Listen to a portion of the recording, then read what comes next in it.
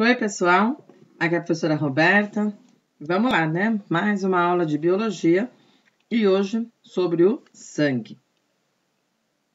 O sangue, ele é o único tecido líquido que nós temos no nosso organismo, né? E aí ele é considerado um tecido conjuntivo. Por que conjuntivo? Porque tem células, certo? Lembra que todo tecido é um agrupamento de células, mas entre essas células tem uma grande quantidade de matriz extracelular.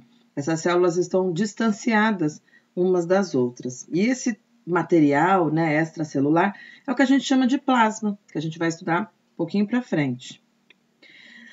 Quantidade de sangue num organismo, né? Então, um adulto aí com 70 quilos tem aproximadamente 5,5 litros, tá bom? É sempre proporcional, criança vai ter menos, né? Um adulto com um peso maior, claro, esse volume sanguíneo vai aumentar para poder nutrir suas células sanguíneas. Funções do sangue, para que serve, né? Então, transporte. Basicamente, você vai lembrar primeiro de transporte. Ele transporta várias substâncias no organismo. Então, os gases respiratórios, aí o oxigênio, o gás carbônico, os nutrientes obtidos lá da alimentação, proteínas estruturais, anticorpos, lembra a defesa do organismo, hormônio sendo levado do órgão que produz para o órgão alvo, né? E diversas outras substâncias aí, ok?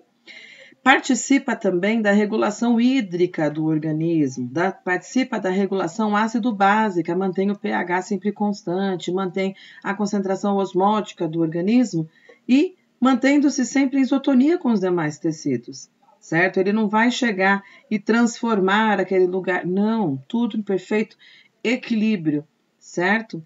E lembra, ele distribui o calor de maneira adequada pelo organismo, né? Fazendo o organismo manter a temperatura corporal, transportar as células de defesa, então os glóbulos brancos e corpúsculos de coagulação que nós vamos ver, né? Que são estruturas presentes aí no sangue. Onde ele é produzido, né? Então, olha, o tecido hematopoético, que é o tecido encarregado de produzir células sanguíneas. A gente também chama de hemocitopoético, onde o prefixo aí é hemato, que é sangue, poiese, que é origem, tá? E o cito é célula, certo? Então, é o tecido que origina essas células sanguíneas, ok? Onde está localizado? No interior da medula óssea vermelha, no interior, então, de certos ossos. Quando o indivíduo, né, é bebezinho, essa medula óssea, ela está presente em todos os ossos, ok? Mas conforme vai crescendo, né, vai adquirindo aí a idade adulta, ele vai ficar concentrado em alguns ossos apenas, tá? Não em todos. Então, nas crianças, maioria dos ossos, nos adultos nós vamos ter aí os ossos pélvicos, no osso externo, esse externo é com S mesmo, tá? Não tá errado não. Nas costelas, na clavícula, na escápula, nos ossos cranianos e principalmente nas extremidades do fêmur e do úmero, tá bom? Esse tecido, né, hematopoético, ele é composto, então, por células-tronco, que nós chamamos, que são células que nós chamamos de multipotentes ou pluripotentes, que significa o quê? Elas são capazes de originar qualquer outro tipo de célula, tá? Inclusive a célula sanguínea. Então, quando nós falamos em célula totipotente, ela é capaz de se transformar em qualquer uma. Como elas são células sanguíneas hematopoéticas, células tronco hematopoéticas, elas originam qualquer uma das células sanguíneas, tá? Nós vamos ver quais são essas células e essa origem é na medula óssea e qualquer uma, certo? Qual é a composição do sangue, então? Nós temos aí 55% do sangue é composto por plasma, lembra? Aquele material extra, né, celular que distancia essas células? Então, esse é o plasma. E 45% é representado, então, pelas células sanguíneas, ok? Quais são as células sanguíneas? Olha elas aí. A hemácia, certo? Que a gente também chama de glóbulo vermelho. Leucócitos, são os glóbulos brancos. E as plaquetas. Do ladinho você já tem um resuminho aí da função de cada uma delas, né? Tá? Mas aí vamos voltar para o plasma, né? O plasma é água, certo? Basicamente água. Mas tem 90% do plasma é água, certo? Mas tem diversas substâncias dissolvidas aí. Você vê que tem íons, tem proteínas e tem outras substâncias aí que necessitam ser enviadas para as partes, né, do corpo. Então, 90% é água, certo? E a função do plasma? Transportar essas substâncias pelo corpo e, claro, né, as células que receberem esses nutrientes vão estar aí, né, com a disponibilidade de sobrevivência, além de eliminar, essas células precisam eliminar substâncias tóxicas que são recolhidas por esse plasma e direcionada para onde tem que ir, certo? E aí, nós vamos falar de célula por célula agora. Vamos começar pelas hemácias, também conhecidas como glóbulos vermelhos, porém, elas também são chamadas de eritrócitos. Então, sempre que você pega um exame sanguíneo aí, né, que os médicos solicitam muitas vezes, aparece lá eritrócito, tá? Então, é hemácia, glóbulo vermelho, certo? Elas são como, né? Elas são células discoidais, certo? Repletas de moléculas de hemoglobina. O que é hemoglobina? É essa proteína responsável pela cor vermelha do sangue. E aí você tem uma imagem, certo? Uma micrografia de hemácia, vistas aí ao microscópio eletrônico de varredura, com aumento de 3.500 vezes, certo? Uma observação. Nos mamíferos, as hemácias, elas são anucleadas, percebe aí no meio, né? Elas são anucleadas, tem esse formato discoidal e medem aí de 7 a 8 micrômetros de diâmetro e 1 a 2 micrômetros de espessura. Então, uma célula extremamente pequenina, né? Tem vida curta, certo? Elas duram aí entre 100 e 120 dias. Depois disso, o fígado e o baço se encarregam de destruir, certo? Mas destruir de maneira que a matéria-prima seja reaproveitada, né? Mas não tem problema, né? Porque nós vimos, né, o tecido hematopoético, ele fabrica as células. Então, diariamente, estão sendo produzidas novas células, certo? Nosso organismo nunca vai ficar sem, ok? E aí, como que é controlado, então, essa produção de hemácias, né? Como que o organismo detecta? Olha, eu preciso de hemácias, porque é contínuo, certo? O processo de fabricação é contínuo. Só que a gente sabe, por exemplo, que pessoas que moram em grandes altitudes ou simplesmente viajaram, né, para um lugar que tem mudança aí de altitude, e a necessidade de oxigênio no corpo é diferente. Então, ela vai precisar produzir mais hemácias para transportar mais oxigênio, já que está num lugar rarefeito, né? Então, a produção de hemácias pela medula óssea é controlada por um mecanismo que a gente fala de retroalimentação negativa. Então, como que vai funcionar isso? Se os tecidos não estão recebendo gás oxigênio suficiente, olha quem participa, os rins. Os rins vão reagir, certo? Lembra que ele filtra o sangue, ele tem como perceber isso, né? Então, os rins vão reagir e vão produzir uma maior quantidade de eritropoetina. O que é isso? É um hormônio, e esse hormônio estimula a eritropoiese. Aí fica a dúvida, né? O que é eritropoiese? Eritropoiese é esse processo de fabricação de novas células vermelhas, né? De novas hemácias, certo? Como que acontece? Células tronco, que estão lá no tecido hematopoético, vão se diferenciar, certo? E vão produzir novas hemácias, tá bom? Como que acontece, né? Nós vamos ter aí células chamadas eritroblastos, tá? Que vão amadurecer, vão perder o núcleo, vão perder citoplasma e vão ser transformados, então, no que a gente chama de reticulócito anucleado. Esse vai passar para a corrente sanguínea, vai perder todo o restante de RNA citoplasmático, de restinho que de repente ficou de núcleo, e aí finalmente é uma hemácia madura, com a descrição que a gente já viu, né? Uma célula anucleada, também não tem mais mitocôndria, certo? Então, O organismo detectou, poxa vida, estou num lugar que eu preciso de mais oxigênio, as hemácias que eu tenho não estão suficientes. Ótimo. Ótimo não, né? Mas o organismo ele consegue suprir essa falta. Como? Os rins vão produzir esse hormônio, certo? Eritropoetina, que vai estimular esse processo de fabricação de novas células sanguíneas. Em 24 horas, ou até um pouquinho menos, tá? Essas células estão produzidas, suprindo aí toda a necessidade respiratória do ser humano, tá bom? Se agora for o contrário, né? Olha, eu tenho muito oxigênio, não precisa. Então, o rim vai produzir menos desse hormônio e essa produção de células vermelhas vai ser reduzida, tá? Mas vai produzir, só que vai produzir numa quantidade menor, tá? Isso daí vai acontecer principalmente quando?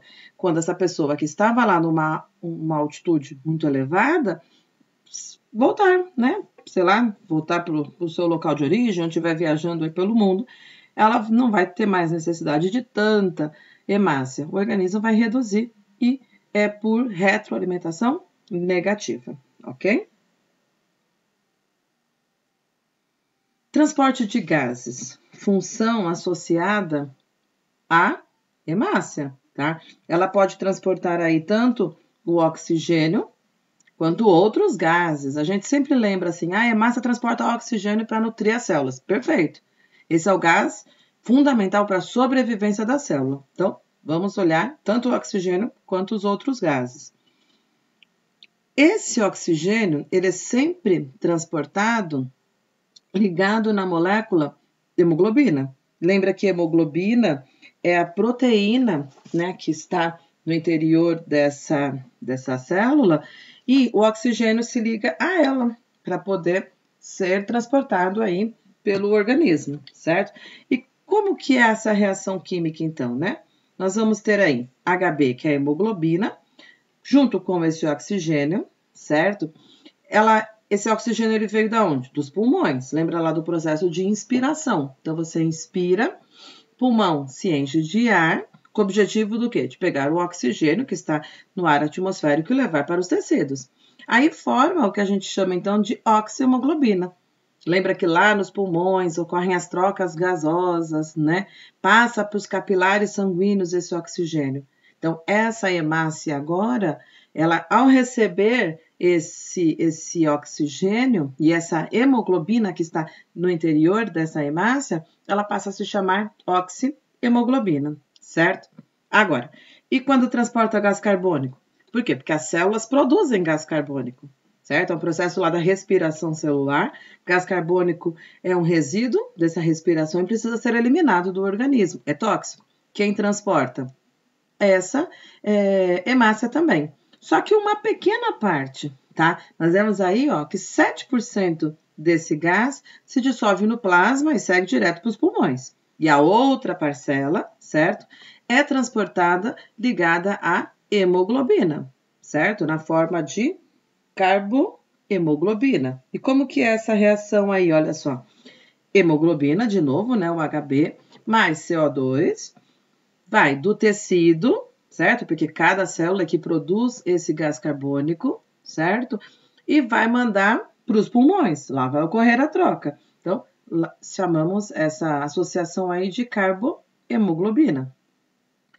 Agora, no entanto, a maior parte do gás carbônico, porque você viu a matemática ali, né? 7% se dissolve no plasma, 23% se associa à hemoglobina, e cadê os outros 70%? Porque estava dando alguma coisa de errado nessa conta, né? Então, ó, 70% desse gás carbônico é transportada na forma de íons bicarbonato. Então, nós temos aí, ó, água mais gás carbônico, certo? Água mais gás carbônico. O tecido vai recolher, o tecido, então, vai produzir esse gás carbônico, certo? E vai se difundir para as hemácias, onde vai reagir com água. Essa reação, ela vai ser catalisada por uma enzima, tá bom? Essa enzima se chama anidrase carbônica e vai formar o que a gente chama, olha aí na reação, ácido carbônico, tá? Que se dissocia em H+, que são os íons hidrogênio e o íon bicarbonato, ok? A maior parte dos íons bicarbonato se difunde do interior da hemácia para o plasma sanguíneo. Então, tem um esqueminha aqui para explicar isso daí, certo? Então, o CO2, que foi produzido lá nas células, certo? A gente coloca tecido porque tecido é um grupo de células, certo? Então, esse CO2 produzido pelas células, ele vai se difundir, né, para a corrente sanguínea, vai lá para os capilares e vai se difundir com a hemácia, vai reagir com a água. Essa reação, ela vai ser catalisada pela enzima anidrase carbônica e vai formar ácido carbônico, certo? Vai se dissociar em íons H+, que é o íon hidrogênio, e o íon bicarbonato. A maior parte dos íons bicarbonato se difunde do interior da hemácia para o plasma sanguíneo. E quando chega aos pulmões, o mecanismo todo se inverte. O íon bicarbonato volta para o interior das hemácias, reage com o H+, formando ácido carbônico, produzindo água e gás carbônico. E esse gás carbônico vai ser eliminado no ar expirado, ok? Você olha aí no desenho, de um lado é o tecido do corpo, do outro lado você tem essa troca com o pulmão, certo? E o outro gás que a hemácia, né, a hemoglobina, consegue se associar e fazer o transporte é o monóxido de carbono. E olha só, problema aí, né? É um gás inodoro, é um gás incolor, não tem irritação nenhuma, porém ele é asfixiante. Então, ele é produzido pela queima de combustíveis, como gasolina, madeira, álcool. A gente sabe dos acidentes que acontecem, né? A pessoa fica ali desmaiada, num ambiente que está sendo produzido esse gás, não percebe, vai se asfixiando e, no final, nada bom, né? Então, ao ser inalado, esse monóxido de carbono ele vai se ligar à hemoglobina, porém ele tem uma afinidade, olha, 200 vezes mais do que o oxigênio.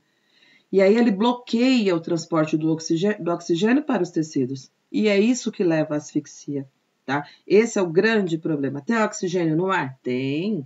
Tem monóxido de carbono? Tem, que infelizmente está sendo produzido. A hemácia vai transportar oxigênio? Vai. Desde que as hemácias não tenham se ligado primeiro ao monóxido de carbono. E aí já era, né? Bloqueia, interrompe esse transporte de oxigênio. E aí essa reação, né? Onde a hemoglobina ligada a esse monóxido de carbono vai formar o que a gente chama de carboxihemoglobina. E vai causar asfixia, podendo levar à morte. Ok? Próxima célula, nós temos aí os leucócitos. Leucócitos conhecidos como glóbulos brancos, células de defesa, né? São células esféricas, certo? E são brancos mesmo.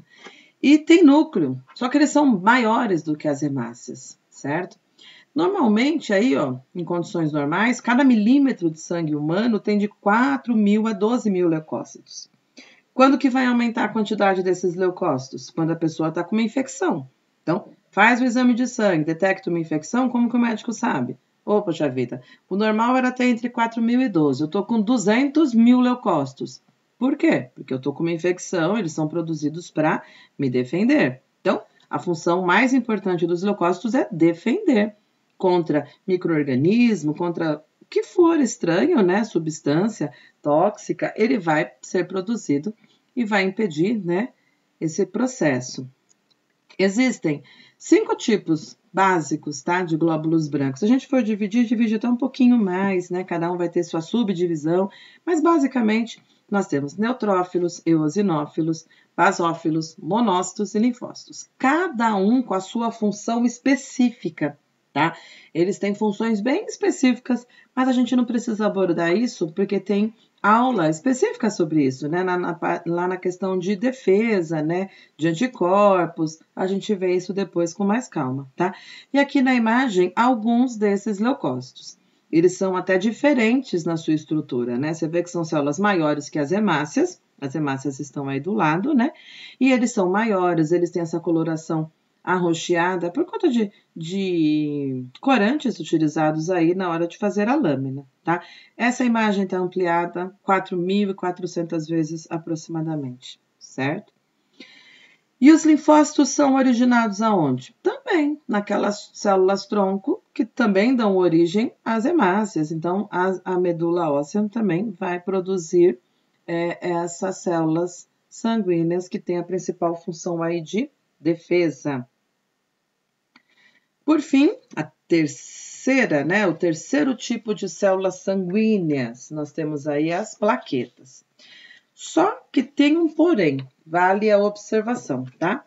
Muitos não consideram células, certo? A gente sempre chama de elemento figurado do sangue. Por quê?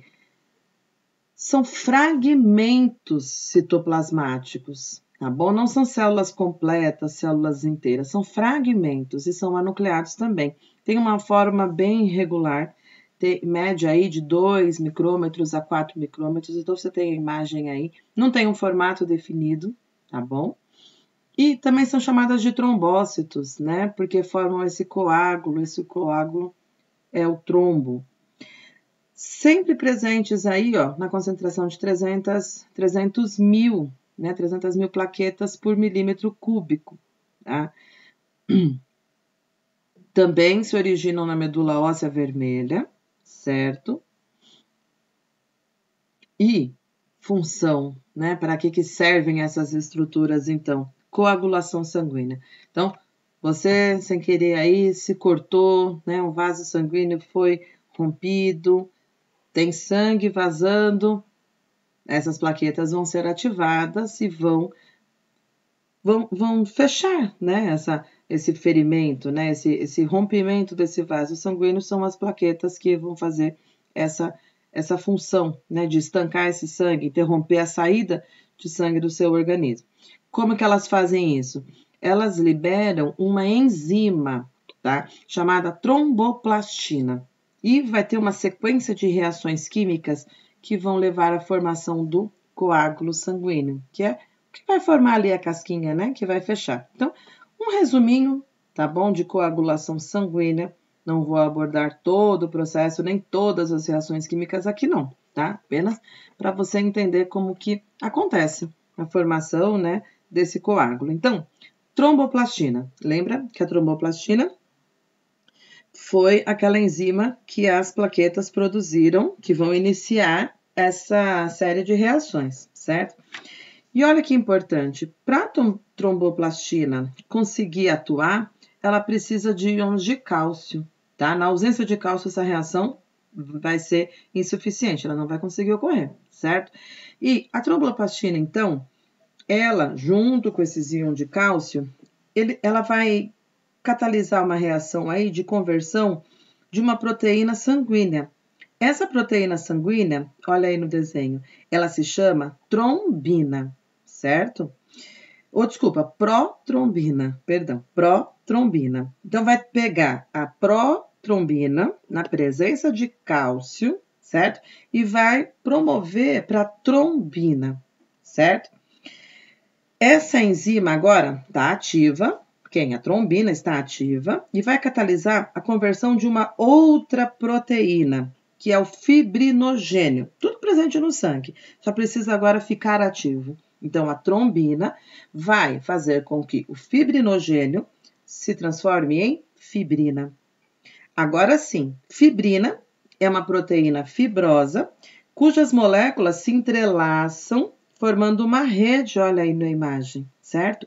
E as hemácias agora, incapazes de atravessar essa rede, essa malha de fibrina que se formou no local, vão se acumulando e vão originar o coágulo que estanca essa hemorragia, tá bom? Então, é uma série de reações químicas, claro que aqui tem um resuminho, né? Não tão abordado todo o passo a passo, mas o mais importante está descrito aqui, tá bom? Uma série de reações em cadeia, e tudo começa com a tromboplastina e os íons cálcio presentes no sangue. Por isso, a necessidade desse sal mineral, né, na alimentação aí, que todo mundo sempre recomenda, todos os dias, ingerir cálcio, né, mesmo que seja em pequena quantidade, certo?